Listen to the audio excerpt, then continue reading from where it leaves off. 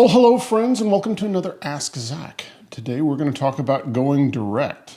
Specifically, a guy like me that's kind of a bit of a vintage hound. I do use some new stuff too, but I use a lot of old stuff, and I like using amps and such, and just the process of me actually playing my very first gig going direct. So, and then of course I've got my rig right here that I used for the show I just played in Vegas last week. So that's what we're going to talk about today. And so while you're thinking about it, go down in the corner and hit subscribe if you haven't done it already. Also, I really appreciate people supporting the show because that's what keeps the content going. So there's everything from tip jar information in the description, or you can go to askzach.com and you can find out about merch like this t-shirt or a mug. Or you can find out about Friends of Ask Zach, which is a way to support the channel on a monthly basis. And as a side benefit, they get to see the episodes early without commercials, and they just got thank you notes with personalized Ask Zach guitar picks. And these are some special D'Andrea picks that D'Andrea made Fender picks in the 50s, 60s, 70s, and 80s. And this is a special medium-heavy celluloid pick. So it's right in between a medium pick and a heavy pick. And this is my favorite, so I had some made up. And then I sent them out to the Friends of Ask Zach. So let's dive in. All right. So let's talk about how I got to, end up going direct. So a little history of going direct. I mean, it goes back to, people would record direct, even like Les Paul recorded direct some in the 40s and 50s, just for the ease of it, because he was recording a lot in his hotel room with Mary Ford, and so they wouldn't make noise. He would, he had a way to plug in direct into the tape machine. All right, so then probably some of the most famous direct recordings would be in the 60s. All the Motown guitar parts, because the Motown studio was so small and they had horns and voices and everything else going on, all the guitars were recorded direct. So all those great Motown hits of the 60s, before Motown moved to LA, all that stuff was direct. Then, of course, famously, you have all those direct guitar parts that were done in LA and Nashville. In LA, you had that really, really clean direct guitar that usually had a lot of chorus and compression on it. And in Nashville, you had somewhat of a similar thing, but it was a little bigger sounding. They were kind of still trying to make it sound like an amp, except they just wanted to get rid of the noise and such. So, but then you kind of get into what I would call somewhat the modern age of going direct, where you're actually trying to make it sound like an amp. And that kind of starts in the 90s with the pod, the Kidney Bean original pod. And those are pretty good sounding. And I used some of those for doing some basic recording. Maybe I played on a demo or something with one. But since then, that was kind of it. And I've kind of resisted going direct. I've always tried to use an amp as much as possible. Then what happened is that, I played a couple shows with Paul Bogart a month or two ago, and then he asked me to play another show with him, but this is a fly date. And I was like, okay. And I immediately thought, okay, we're going to have backline and such. And so I started talking with the backline company. And we had this funny Abbott and Costello routine going on, where I would ask the question, what do you have? And the backline company would say, well, what do you want? And then I'd say, well, how about a blonde Tone Master, Fender? And they said, well, we don't have that. And then I'd say, well, what do you have? And then they'd say again, well, what do you want? Well, we did that about 3 or 4 times. And finally, I started talking to some of my pro friends, and I started realizing that going direct is a lot more, is happening a lot more than even maybe I wanted to accept. So I talked to my buddy Austin, who plays downtown Nashville a lot and also does a lot of fly dates, and he goes direct a lot. And he was even saying that there are at least 12 clubs downtown Nashville that they don't allow amps at all, and so you have to go direct. Now you might be thinking 12 clubs is a lot, and it is a lot, but downtown Nashville has like 800,000 clubs. I'm exaggerating there, but there are a lot. But the fact that 12 of them don't allow amps at all, that's actually a big deal. Shows how things are shifting. Okay, so then I talked to, I interviewed Jimmy Olander, from Diamond Rio, who, of course, is one of the great, Telecaster stylists and someone I really respect, both his playing and his tone, and just a guy with a lot of integrity. And he has switched over completely to using a Kemper with Diamond Rio. And he was one of the guys that helped popularize matchless amps in Nashville in the 90s. And that's what he used a lot on the records. And, he let me play through his Kemper setup at his home studio. And I was like, wow, this is amazing.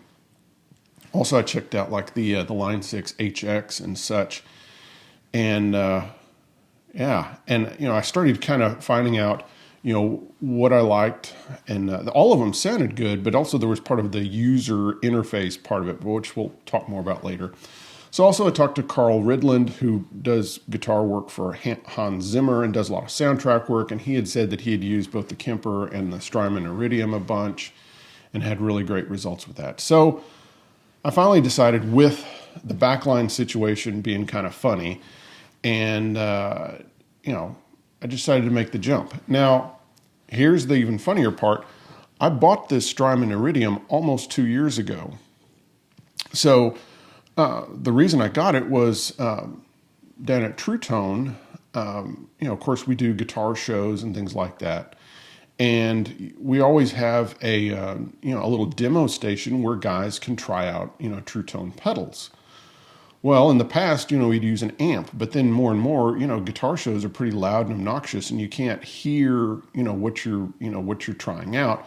So they started using a pod and, and headphones and such. And then they wanted to do something that was better, and so they tried out all these different examples, and the best thing they found was the Strymon Iridium. And in me getting to witness their, kind of experimentation with all these amp simulator things, I was very impressed with the Iridium, enough that I went ahead and bought one 2 years ago. So, but then, of course, I never would make the jump to using it live. And so what it ended up being was a glorified headphone amp. So I'd plug in my pedals and then plug in the Iridium at the end and put headphones on so that I could mess with settings of my pedals and stuff like that. And I'd use, of course, the Deluxe Reverb preset. So then fast forward a couple months, and Fender gave me one of the Mustang Micro headphone amp things that has Bluetooth on it and everything. And it's much easier to use, much easier to set up and stuff. And of course, it's not trying to do this. It's just a head. And so as far as being a headphone amp, it was much better at that. And so this just got put in the box and was just, kind of collecting dust. Well, then came this situation, and so I decided to bust out the Iridium, and I found out, it sounds good. And so today I'm using these JBL powered speakers that I borrowed from the True Tone studio. And so I would use these monitors and use my in-ear monitors plugged straight into the Iridium. It has a headphone jack at the bottom. And I would kind of go back and forth in checking sounds and kind of dialing things in. And so I kind of dialed things in. I had to change up my pedal board up a little bit to go with this, mainly because I didn't have reverb anymore. So I really like having spring reverb. And normally I use a Boss tremolo pedal, but because of the lack of verb. Now it does have this nice room knob on there that does add a little bit of air to it, but still I wanted actual reverb. So I borrowed a Flint from my buddy Adam, and he's another guy that goes direct. He uses the HX Stomp, and so I put the Flint on there so that way I'd have reverb and tremolo. And so this is kind of normally what I use. So I've got a turbo tuner up there at top, got a Mirage compressor, got the Karma, which I either use that or a Mostortion. The Karma is a copy of a Mostortion. It's a great pedal. That's what I was using for the intro. And that's one of the tests for me of going direct, is that does it sound okay? Does it sound good, you know, with an overdrive?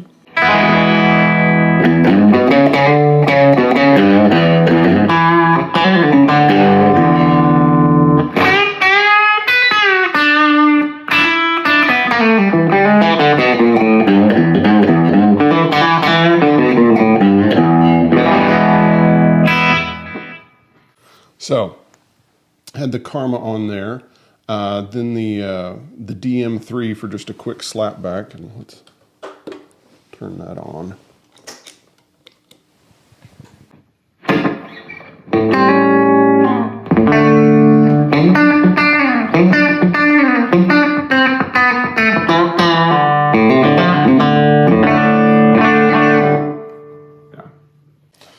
So that works well. Then, of course, the Flint for reverb and tremolo. Then the good old Line 6 Echo Park on the tape setting.